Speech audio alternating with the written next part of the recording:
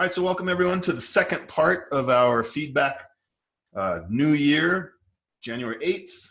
Happy New Year, everyone. Hopefully you all got all the Christmas presents you wanted. I guess we did have a class right after Christmas, but speaking of Christmas presents, if you happen to get an iPad and possibly an iPad pencil and you want to learn how to use it, that class is tentatively or probably 85% certain to start in two Fridays. On Friday the 17th, I've got a little bit of a scheduling issue that I have to arrange, but it's looking like it's going to work out.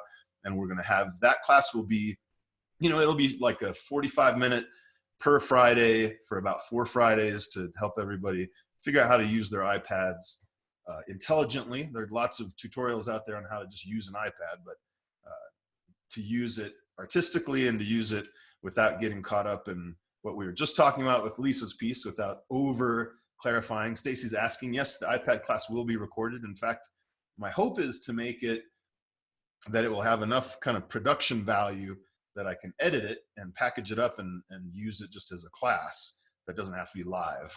But I do love, the live classes kind of suit me. I have a lot more focus and energy when we're doing the live classes. So anyway, that being said, let's do the second half of these feedback pieces from the last couple of weeks. Also, if you've missed the beginning of part 1, we're moving toward this theme of classical and romantic, which to me is the fundamental broad theme in the world of all of the arts. It's the balance between academic study. Oh, good, Kurt, good timing. Kurt's here. We're just about to start on your piece. But the balance between academic rules, so to speak, and tools, and your soul and your individuality and your emotional response. So I call that classical versus romantic. Some call it academic versus expressive. Some call it Apollo versus Dionysus. If you're into old Greek mythology, Apollo is kind of the god of logic and reason and math, and Dionysus is a drunk, which, hey, those seem like two tendencies that a lot of my friends seem to have, those two tendencies in common. So anyway, so to get to this, Kurt, and I'm sorry, Kurt, I didn't put these in perfect order the way that you posted them, but for anyone, if you're watching this and you want to go check Kurt's post, here's what he says is the first image is, here, let's even see if I can just do this in real time. I think I can. So this is the reference image. First image I scanned from the program. The second, stretched in Procreate. We'll get to that one. That is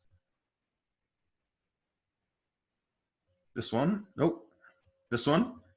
So now this one is on the iPad. He did some stretching and a little bit of distortion. And may I say that the point that I'm making about this generation by generation approach to painting, that's how I make mine more abstract. I can't do it in one try. Usually I have to let go of certain details and then move forward. I think there are artists, Jennifer Pochinski is one of them that I showed earlier as we were warming up to class, and I posted on the Facebook page. We'll talk about her work, and with any luck, maybe we'll be able to talk to her as well, working on that. She's a bit shy about it, but I think she may be persuaded that she is not really a planner. She doesn't have to go through those phases that, oh, hey, Nancy's here too, that she doesn't have to go through all of those phases to get there that I do. She just does it directly, and that's a kind of genius that is worth recognizing. But if you're more like me and you don't have a genius for direct abstraction, the next best thing is to be able to do it piece by piece. And so that's what Kurt's up to here. He didn't like the background shapes were so similar, added the lights and the darks, which took up almost equal space. Yes, and so we're going back and forth between the muse and the judge. Listen to what he's saying. I didn't like, that's sort of the muse's voice. I don't like that. That the background shapes are so similar and that the lights and the darks took up almost equal space. That's the judge. It's a more mathematical assessment. They take up almost equal space. So I fiddled. Hey, I see what you're doing right there, Kurt. I fiddled with it in Procreate. And the fourth is the final painting, which looks like, and we'll just focus on the final painting, since that one, if you're calling it final, I'm going to trust you and agree with you. That looks like the correct one, yes. So we'll just do a quick assessment here. I mean, hey, what more do we have to do to this? So Kurt, I'm going to do with this. You missed the first half of this, but you'll catch up with it maybe later on the video. We've been talking about two things. The current repeating theme that's been happening today is the idea of high color saturation contrast. Nancy H. called it garish. I wouldn't necessarily call it garish. She was worried that her piece was garish, but the idea of super saturated, high contrast color, and then also the idea of TMI. Rosa had mentioned TMI, too much information, question mark, is it TMI? And so with Rosa's piece, and I'm going to do this with yours for a second here, Kurt, I think you have possibly multiple functional paintings here. Let's hope I can get rid of myself. Here we go. You know, like already just in that, if I were to crop it this way, already I feel like you have enough variety, enough representation. I can tell you may want to give that guy just that much on the fiddle, on the violin there. If he has just that much showing, notice there's a bit more impact to that image. I would not cut this piece up. I would suggest maybe if you are persuaded by what I'm saying, that it would be worth doing now another generation of another piece. But it's we're going to go forward and have this conversation that I'm calling the dogs are barking. There are lots of dogs barking. So here, not that I feel aesthetically that it's a bad thing,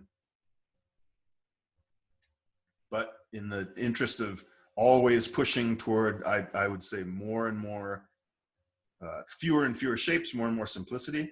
You know, this painting almost works splitting it in half as two separate paintings.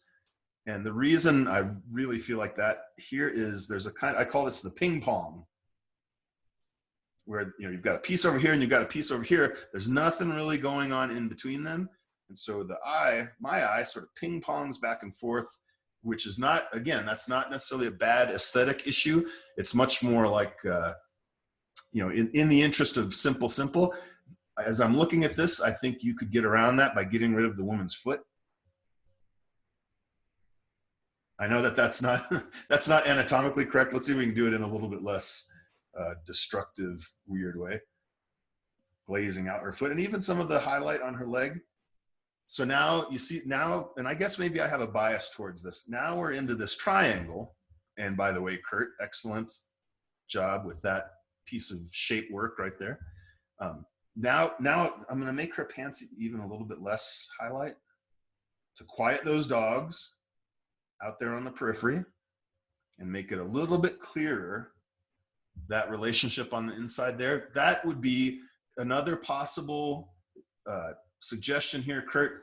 I love what's going on in here, but I would love it more if it were only a piece of, you know, if it were a piece of the painting, it's more interesting to me. But I think if you quiet the orange showing through one more level. So now I'm covering up the orange just a little bit more, not eliminating it entirely. Now that creates just a little bit more movement. That's about where I would land if this were my painting. Here's the original. Hopefully I did this right. See, it's just that subtle little bit. If you guys look at it, give it a second and kind of let it soak in. And then when I take those things away, it just, to me, the impact is a little bit more clear. There's just a little bit less that, as I'm saying, a bit fewer dogs are barking, or the dogs are barking a little bit more quietly. Again, this is something we're going to have to go through this week by week, painting by painting.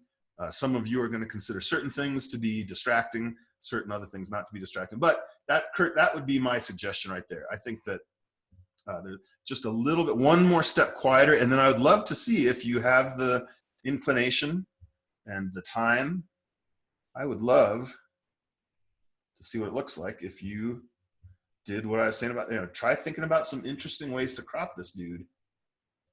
Like even kind of there, you know, you're still telling the story. Still telling the story. Get rid of this. Even with that piece there. Ooh, I think I just accidentally cropped the whole thing, so now I can't go back.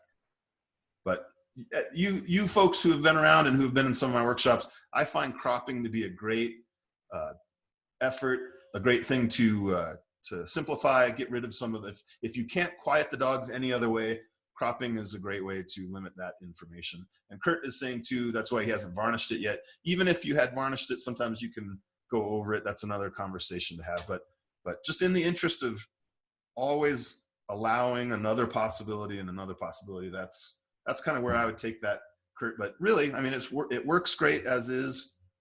Let's put that thing back in there.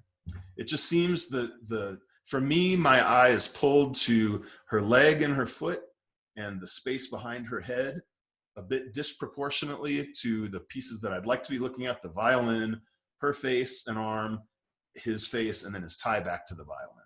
So maybe give that a shot, Kurt, if you so choose. You know, as always, take it with a grain of salt. I have my biases, and they are not always universal, believe it or not. So Susan, wonderful. And Susan has this great, yeah, you bet, Kurt. Thanks for coming today. And Happy New Year to you.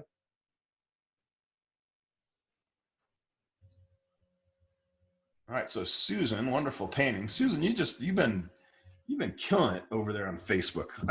I love seeing your posts. Ooh, did I get frozen? Here it comes. No, I love seeing your posts and I love seeing your work, and it just screams Maine. You know, everything about it feels very East Coast, you know, Northeast Coast for this Colorado boy. It's a great aesthetic. It's very much not like what we have here. You know, it's much more angular and arid, and it's a joy to see these. So Susan says, hi, thought I'd post this from last winter. Thoughts on colors: harmonic, distracted, abstracted. Ooh, and question mark, distracted, abstracted. I don't know. I can tell you this. Let's just in the language of the barking dogs, I've got one dog that's really keeping me awake, and it is that shape right down there. It's going to be funny, I think, how different this painting looks. I call this an orphan shape when you have someone isolated. I'll draw it like this. Isolated against the corner, like that piece right there, where it's not really touching or integrated to another piece. I don't think you have any others. Great job. It's very easy to make that overwhelming up there, but I think because, let's check your values. Yes, because look at that thing in black and white. Your values up there are so consistent and unified, and so different from the values of the trees in the middle and foreground. That is a brilliant, you know, you folks who aspire to be better and better painters, that is a tough trick to pull off. And so that being said, just so you don't think I'm all a gush, I want to get rid of this shape down on the bottom left. Is driving me crazy. Sorry, I'm overstating that, but you know, as soon as that thing's gone, and I think it's an issue of that kind of access to the piece or access to the rest of the scene, then it just feels so much more solid and stable down there. Let's do a before and after. Here's before. I know it's a very small, subtle thing, but I guess I get paid to really look for those small, subtle things. I think when it's cleaner like this, or when that dog is not barking, it's so much easier for me to get from the foreground to the middle ground to the background. And I really want to be looking up in here and back in here. And the more contrast I get, I mean, this is like the nitpickiest of nitpickies, but the more contrast I get down there in the bottom left, there's just a little bit of a stumbling block for me to get back there, which is funny because, you know, like that really is, I don't know the last time I made that small of an adjustment to a painting, because otherwise everything, I mean, your color harmonies, the way the purples and the blues interact, those greens, your bright sky, the cerulean colors in the sky, the orange browns in the trees, like all of that just feels fantastic. So if I'm allowed to just be ultra picky, that's the way I would be ultra picky. That one little shape, and that's a pretty simple adjustment. You could try doing it. If you don't like it, you can clean it, you know, wash it back off. But this in the language of dogs barking, you've done an excellent job. This would, for me, I would make this painting completely over chaotic. You know, I'd have way too much contrast among the trees. I'd have way too much, or I'd eliminate, you know, I'd try to eliminate all of the spindly shadows going through the trees, and it would lose all of that effect. And that's, go back to the black and white again. That is a gorgeous, the weight relationships between the left side and the right side, the heavier left with the lighter right, and just the amount of information. What a great, the symphonic orchestration. Now maybe I'm over gushing a little bit, but great balance, great everything. Susan, just if you'll indulge me, I'd love to see it again with that little piece covered up. Hope I'm not being too picky, but I don't think so. All right, next piece. We're getting close now. Jean, you'll be next. Oh, and this was another one that I forgot to separate them. I'm still kind of getting my bearings. I bet you guys, my kids just started school again yesterday. And so I'm still slightly 1 foot in vacation mode. So I didn't get everything quite ready. So Jean says, throwaway painting on the right. I don't know, throwaway painting. Oh, good. Hey, Scott, how are you? Yeah, I love them, and so happy they're back at school. Tell me about it. It is nice. My kids are getting to be those needy teenagers, you know, like they can't entertain themselves anymore, which ends up being me taking them all over town. And I crashed my car. I didn't tell you guys that. So now I'm sharing a car with my wife. Anyway, I digress. Jean says, throwaway painting on the right, sanded and painted over. That's you don't want to hear this, but that's unfortunate. That's quite a nice painting. The Red Tree Broken Line Inspiration Seeds book. Oh, John Seed's book, Disrupted Realism. One other for feedback. We'll have to catch that, Jean, on the next one. I didn't find which one that you were talking about. So Jean's just asking for feedback. I have to say, yes, this one is, I don't want to use the word superior, but yes. Like this one's working great. This feels a little bit more like one of those Canadian impressionists, or even a kind of Norwegian expressionist like Edvard Munch or something like that. This feels a little more in line with what I'm used to seeing from Eugene, not from Eugene, Oregon or whatever. Yeah, as always, Gene, you got it. Like you've got the soulfulness. Let me get rid of the other one.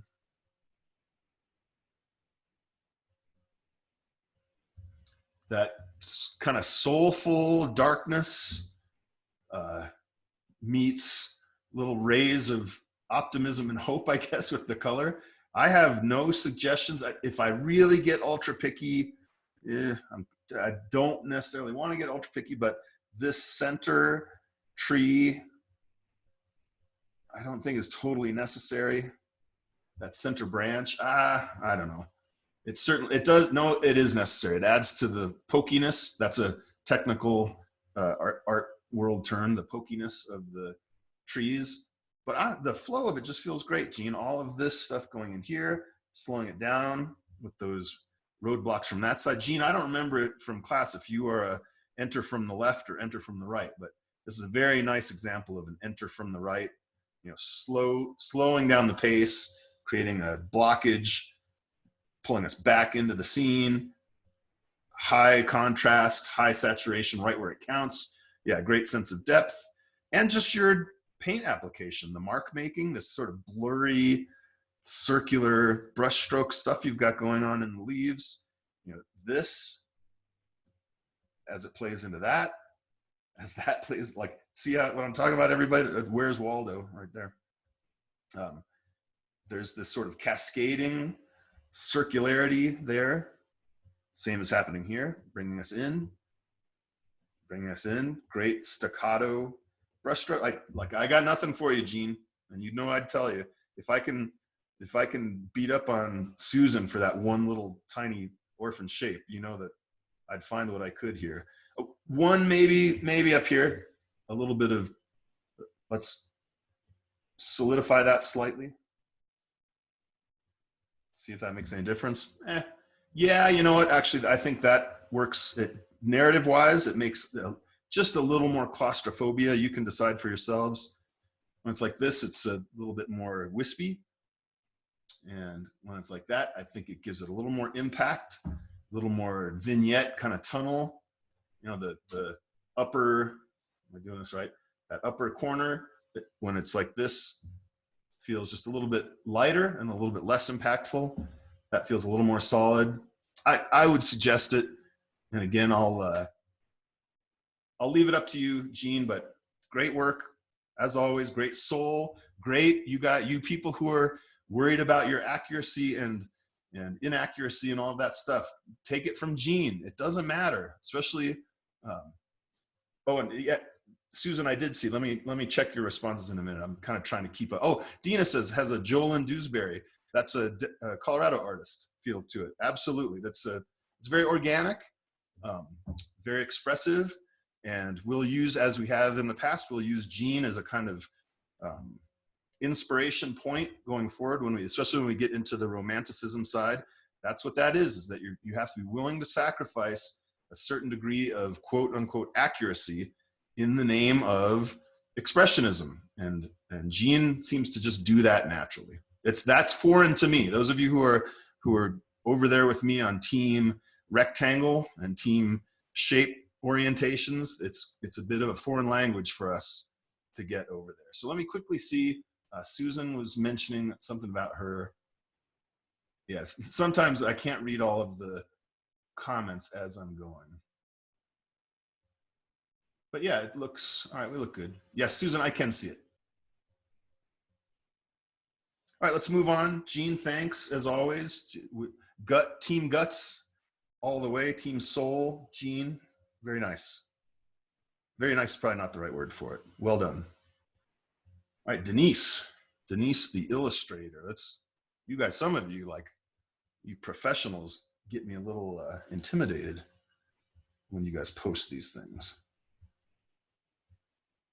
And Patty, good for Patty, by the way. If you guys saw, speaking of professionals, Patty's article in Fine Art Connoisseur magazine, that was super exciting. All right, let's get, my brain's starting to turn to jelly, so let's get these last few in before I lose it. And we've got time. So here are Denise's couple. She says, on the left is an old still life painted during a workshop. On the right, recently layered, scraped, simplified, refined. Careful with that refinement. From my reference photo of that still life later in the day when the shadows had changed. Finally finished, abandoned, finished/abandoned. Is there any other way to finish a painting than to abandon it? Feedback welcome, and if you have suggestions for improvement during next class session, I'd enjoy hearing your thoughts. And I think in the comments, you kind of nailed it here, Denise, as well, that Denise says, I have to say there are spontaneous passages. So let's go back, let's step back and talk about what we've been talking about all day today.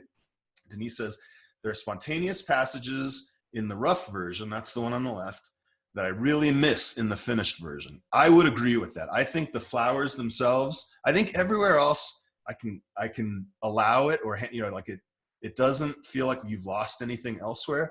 But I think, yes, the thrill of that space, as opposed to the precision and refinement, I mean, that is still really good. And it would be, if we never saw the original painting, we wouldn't even be able to have this conversation, because that thing holds up just fine on its own. But since you mentioned it, and that was my very first response was, oh man, what a bummer. Also the light coming in on the table on the bottom right there. So here's the lesson. And then I'll show you, Denise, how I would approach getting back to that more fresh state. That the lesson of all this is, you be really careful. I'm going to do that judge versus the muse talk repeatedly during this session. Be careful once you get to a certain point of what needs to get fixed. And I always have to step away. At that point, I need to leave it alone, let it kind of simmer. Inevitably, something came up on Facebook, they do the here was a memory from 5 years ago or whatever. A piece came up on Facebook that I'd posted, and I'd painted over it an entirely different painting that was kind of terrible. And I realized, man, that if I had kept that painting, that would have been like a top 5 of that year, maybe even like a top 2. But I was so ready to just dismiss it as bad or whatever was wrong with it, that I painted over the top of it. And I mean, not just like adjusted it, like I repainted something different And Stacy says, hide them in the basement. I do that. That's exactly where I put them.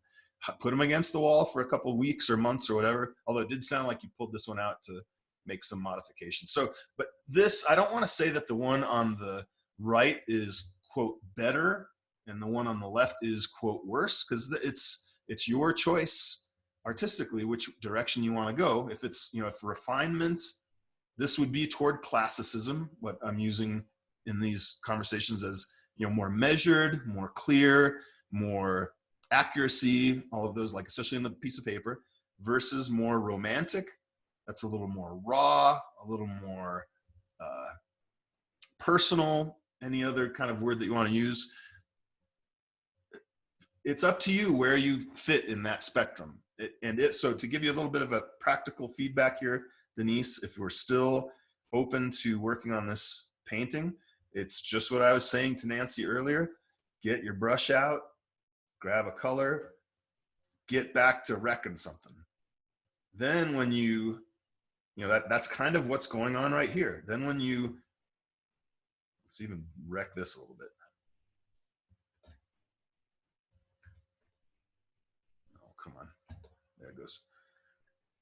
Then let that dry. This was part of the demonstration that I didn't quite get to last year at the end of the year. Then when you go back and fill those things in, leave a little bit of the mess showing through. And this is, you know, I say this like, oh yeah, this is a super easy thing to do.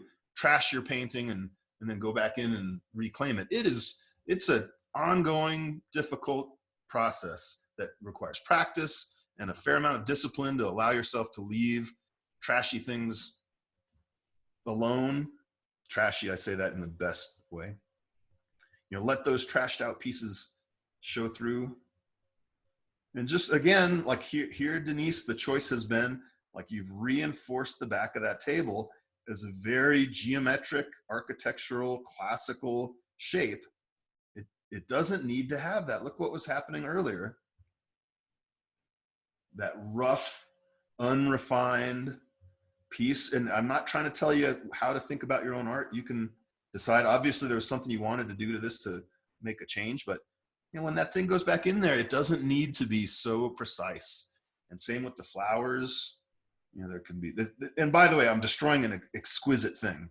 Don't take this as like, oh, too bad you made it this way. You've just made it great in a different way.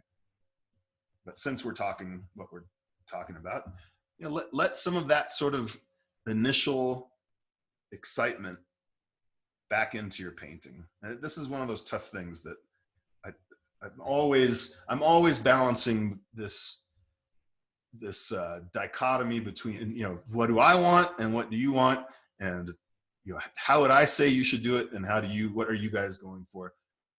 Scott's got a good point here. The second treats the object as things rather than shapes. Yes, I think that's what happens when we refine. That's when we go from the back of the brush. You know, when we're doing that, we're not doing as much definition.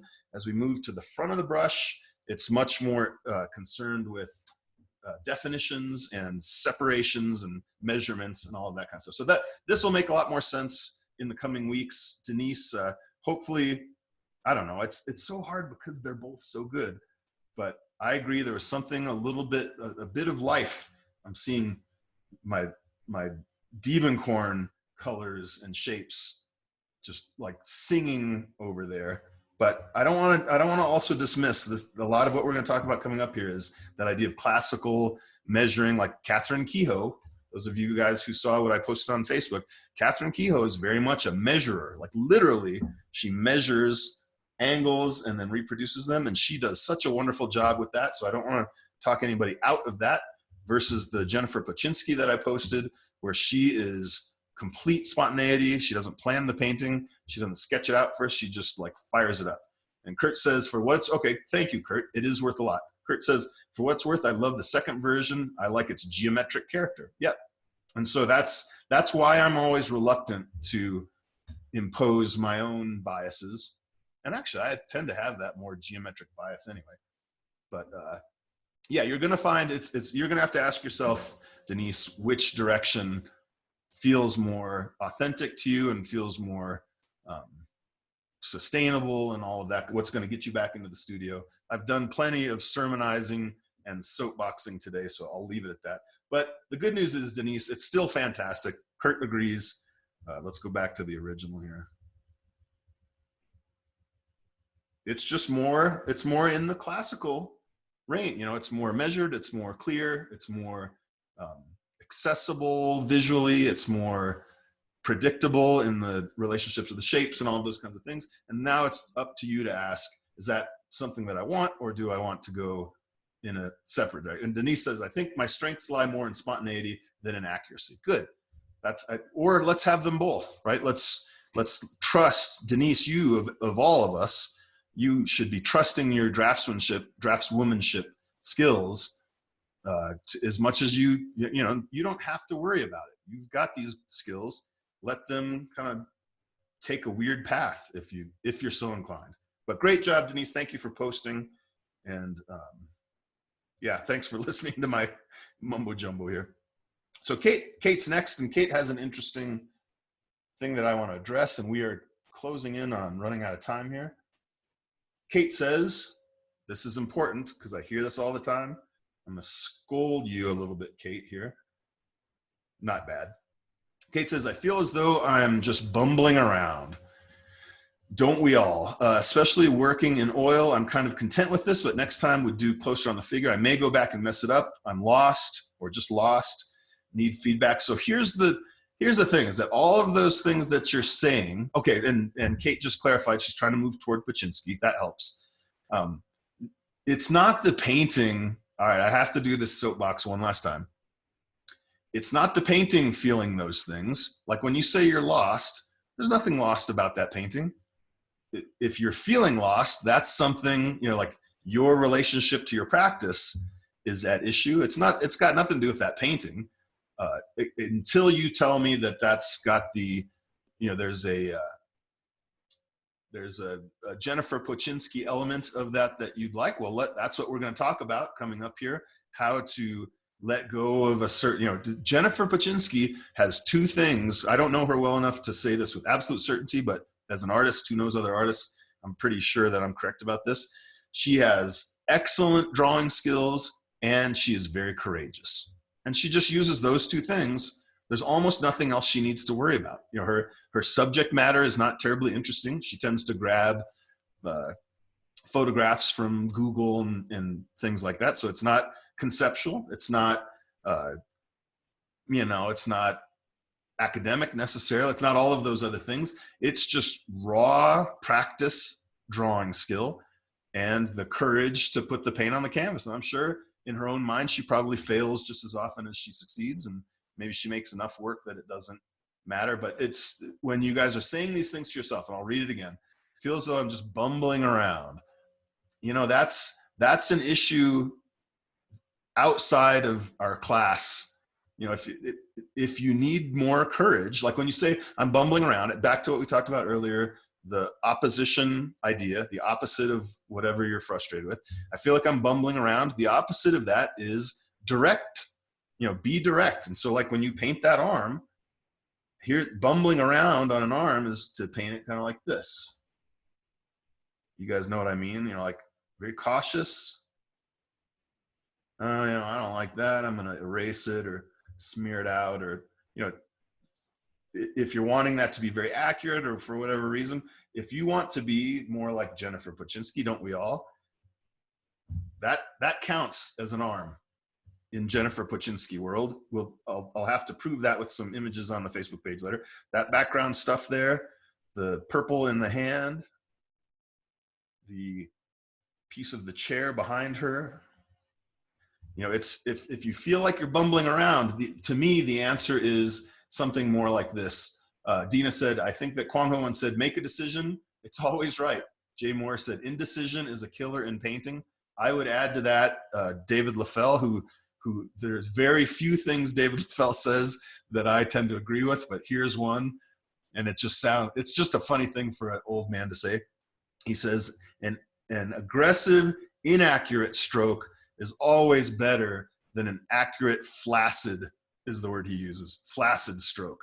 And so I think, when you feel like you're bumbling around, I know it can be really hard to like pull up your courage and get yourself excited. I tend to, if I feel like that, I like to crank up some music and start behaving in an aggressive way painterly. But I think that's it, Kate, is if you feel like you're bumbling around, the answer is be more aggressive. This is just that arm area that I'm painting there. So maybe try this one again, Kate, would be my suggestion. But don't be so careful and don't be so cautious with the lights and the shadows and all of that kind of stuff. Like even even her blouse, that doesn't have to be have so much so much gradation and things like that. And the background doesn't have to be quite like, you can make weird things chop into different weird things. The head, that's kind of tough to do the head. I'm being overly aggressive just to make a point. Sometimes, so my judge and my muse are fighting right now, which the muse wants it to be like this. The judge is like, oh, wait a second, there's a proportional relationship that you have to capture about that head. Isn't that funny? But like just try this again without the caution. Sometimes a great trick that I use is flip it upside down. Try painting it again using the one on the right as your reference. Then you don't get caught up. If you feel like you're bumbling around, it's because you're feeling maybe like too cautious or kind of uninspired or something like that. You've got to either move on to the next project or kind of dig deep. Not easy to do, especially as I said, these days, there's sort of trouble around every corner, but dig deep, be aggressive.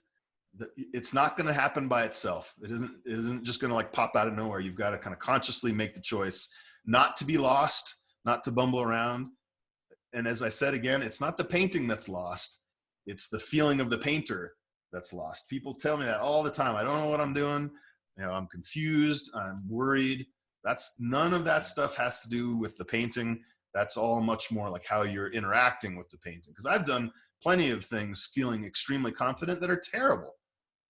But they were painted confidently, and I stand by their terribleness as an expression of who I am and in that mood and that stuff. It's a little bit hard to explain that without being able to show you multiple examples. But that's my point to all of you, to Kate and everybody else, that when you start to say those words in your head, be cautious about how, or now I'm sort of contradicting myself. Listen to the things you're saying to yourselves and ask yourself, what would be the opposite thing? And can I get there? So if I'm lost, what would it take for me to be found? Why am I lost? Is it the subject matter? Is it the color relationships? Is it the, paint application? Be specific about how you're feeling.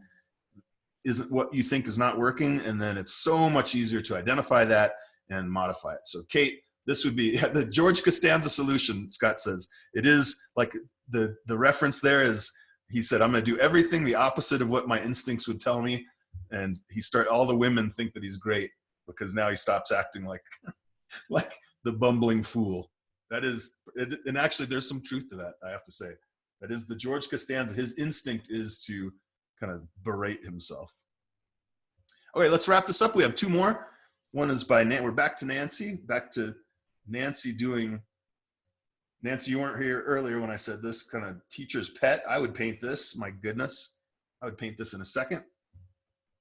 My favorite, we share favorite subject matter. And I have to say, this is something, I've heard this a few times, and I want to kind of nip that in the bud, that you have instructors who have students who paint like them or paint similar motifs and subject matter. Nancy and I were each doing these things long before we ever met each other or knew about each other.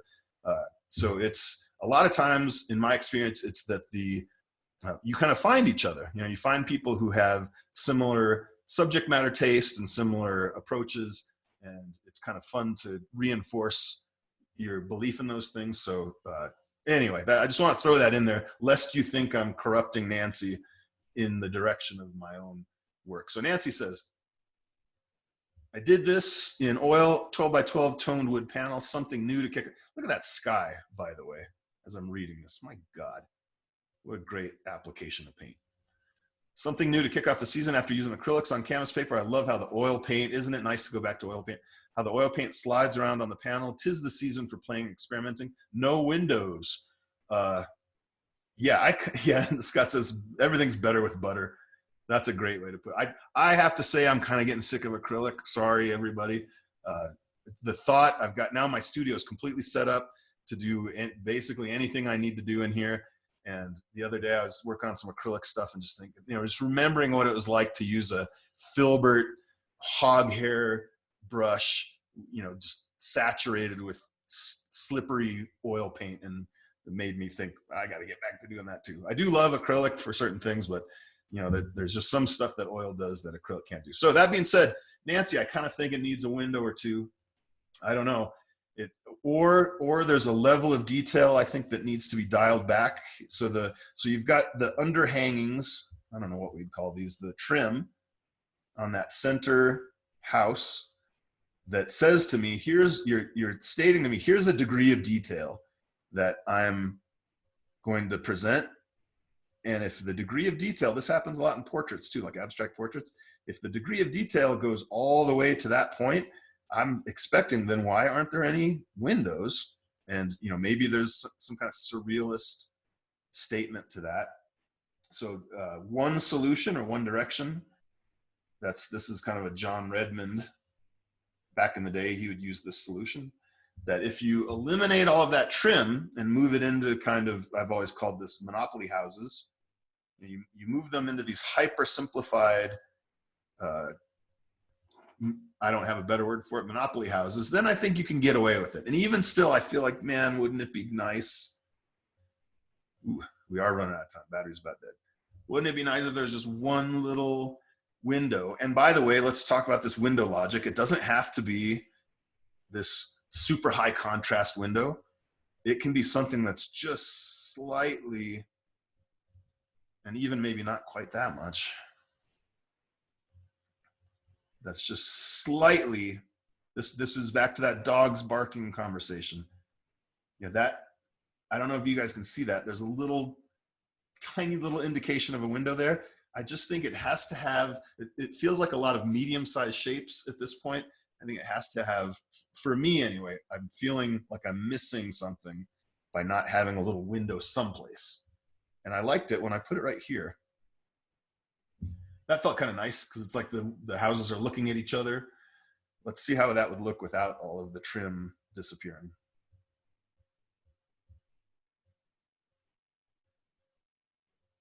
Yeah, it just feels like, now there's a little one on this far right. There's an indication there of something. It just feels like it needs some tiny little bit of it. Maybe it's not even the narrative element of it. It's the more compositional effect of, like, large, really wonderful sky, great color relationships, by the way, large, simple pieces that slowly get a little bit closer and a little bit tighter and sharper. And at the end, something really nice and sharp. So I've got, you guys who are raising your hands, I don't know if you're just doing that by accident or if you want to, we're basically doing everything in chat right now, but if you guys want to do out loud conversations, let me know when we're done. But Nancy, great. Like I said, I live for this. The texture layering, that's something you just kind of can't get with anything other than good, goopy, juicy, buttery oil paint. But cool painting, great sense of light and shadow, all of the normal things. All right, last one, Stacy. And sometimes when you guys sneak these in, this was very close to being under the wire. I can't always get to them, but Stacy, I've managed to get yours in here. Stacy says, if not too late, I'd love some feedback on this. Not even sure what to ask about it. So I need you guys to be a little more specific if you can. I realize that sometimes you can't articulate. I think we can always articulate what's bothering us about a painting. If to say, like, it's too, like, really simple words, either it's too boring, or it's too exciting, it's, as Nancy said earlier, it's garish, or it's imbalanced, or something like that. What I would say, if just to be quick about it, because I'm not totally sure what's bothering you, I think that you've got three things, and this is back to what we were just saying earlier about the difference. This was in Denise's piece, the difference between objects and pieces of color, shapes of color. You're really playing this thought that even though they're touching each other, these feel very distinct. And something that's exacerbating that is, I think the middle one has kind of the least compelling relationship of shapes, I would recommend pulling these guys together even a little bit more so that they exist like, I don't know, I'd have to see your original image. But treat the three of them as if they were one big mass, as much as you can figure out how to do that. And I love these little oranges that you've got. Breaking up those greens are really nice. But it's tough to do a thing like this. Oh, actually, that's kind of working. Let's see. It's tough to do a piece like this. Wayne Thiebaud is one of the only artists I've ever seen who can pull this off repeatedly. Is that he would just, oh, there we go, that's working. You know, he would be inclined to do this, like actually go for the separation and leave it at that. That I think works too, and it sends a fairly clear message artistically what you're trying to do. But I sense with the softer edges and the less graphic representation that you're a little more interested in integrated and harmonious than you are in isolated, segregated parts. So maybe tinker around with that a little bit, Stacy, and just see some ways that you can pull them together, even in the shadow area. If they have a little bit more of the integration on that. So yeah, color and form. I'll say this here too, that this class, and this is a perfect way to end this before I do the kind of pseudo introduction for where we're headed. This class does not rely as heavily on academic standards of representations of form, accuracy of color, representations of depth, all of the things that we'd usually learn from an art lesson or an art class. I assume that either you guys already know that and are willing to sacrifice it on the altar of more expressive, more personal approaches to art, or if you don't know it already, let's see what we can make without ever having to learn and unlearn it in the first place. I've spoken with many of my more academically trained friends, and we often come to the same conclusion that, sure, academic drawing is good, and being good at something is good, and it's important to want to explore that, but it's very similar to, I play the guitar, and it's a similar idea that no one wants to sit and listen to you play scales, and good for you if you can do the scales, and it's good to go to school and learn your scales and things like that, but this is more a class about like, how do we put those notes in certain arrangements and orders that are surprising or unexpected or exciting. And so with that in mind, let's see if I guess I'm just going to go to the Facebook page to show this. Here's where we're headed. That's a bold statement to make when you don't have an image ready to draw up, right? So the way that I'm going to talk about this, I'm going to use these terms. They're loaded terms, and I'm going to try to make them a little bit more nuanced as we go through the next few weeks. It's the idea of classicism and romanticism. That's at least how I've learned it. That's an old-fashioned division, as old as the art history itself. The idea that classicism, you think of the Greeks and the Romans, that there was a lot of, the Greeks, that the first half of the word romantic is Roman for a reason. The Greeks, with their mathematical precision and measurement and stability and all of this, this is this idea stolen from the philosopher Nietzsche. And so here I'm using Catherine Kehoe, and we'll do this with a little bit more detail coming up next week. Catherine Kehoe to me is one of my favorite, if maybe my favorite, of the kind of blue chip top tier artists out there in our world anyway, who uses this method, this measuring method. I consider measuring to be very synonymous with classicism.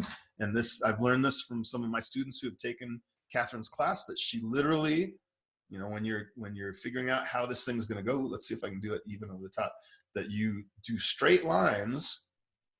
There it is. Straight lines, you measure these parts, and then within that you measure smaller relationships, and then within that you measure increasingly fine measurements. That's the tendency of classicism, which will be the first one we talk about. It doesn't mean that everything has to be, you know, white or gray or pretentious, that any of those kinds of things. There's lots of great ways to have that classical mindset. And then we're going to alternate that with the idea of romanticism, is the word I use, which is also limited. There's a lot more to it than just using the word romanticism, but the idea of, I would use the word the muse, the sort of uncontrolled, unmeasured, unprepared, preconceived, contrived, any of those things. Not necessarily that I'm saying that Kathryn Kehoe is contrived in any sense, but Jennifer Poczynski, nobody could call what she's doing contrived. She has some great demo videos. I haven't been able to find them lately, but on YouTube, about showing her process and time lapses and stuff. She just goes for it. She is so direct and so aggressive. She still has some geometric elements, some of the things that you might associate with classicism, but her color relationships are bold and weird and feel very arbitrary and not, you know, there's red outlines on the hands, for instance, you know, blue hands, choices that would not necessarily be, wouldn't be the first choice that your academic drawing instructor would praise you for. Where with Kathryn Kehoe, it's, in any sense, it's not dead intellectual over measuring, but she's using that part of her artistic toolbox to pull this off. So that's what we're going to talk about going forward. I've got lots of, just in time, 5 seconds left, 5% remain. We've got lots of examples, got some demos. I'm lining up some guest artists to discuss their interpretation of this thought. It's an age-old thought, and lots of people have weighed in on it, but I think it's a great way to start the year. It's a very broad topic. All of you can reinterpret it however you like, but this serves as kind of the end of the 2019 session. The next week will be the beginning of the 2020 session, and I'll get you guys some more of an outline. I kind of sketched out the whole year, the directions I want to go. Sometimes that gets me in trouble because I can't follow my own directions. But anyway, thank you guys for being here today. Thanks for all of you who made it through 2019, sticking around and doing this stuff. I know that it's sometimes it can be, sometimes I can be a little confusing, and I can put you guys in corners that you don't want to be in, take you too far from the shore often. But that's what this class is about. I'll finish with that. I'm here, and I hope that you're here to test how far from the shore you can get, and you know, get outside the rules as much as you can, get outside the opinions of people whose opinions don't matter in the least, and yet we listen to them. But we're here to encourage each other in this endeavor, and I'm glad you guys are here with me. This is one of my favorite, if not my very favorite thing to do during the week, is come and force you guys to listen to my ideas. So anyway, have a great week, guys. I'll see you over on the Facebook page, and more information, more detailed information coming up on what we're going to do in the coming months. So see you guys. Thanks for being here.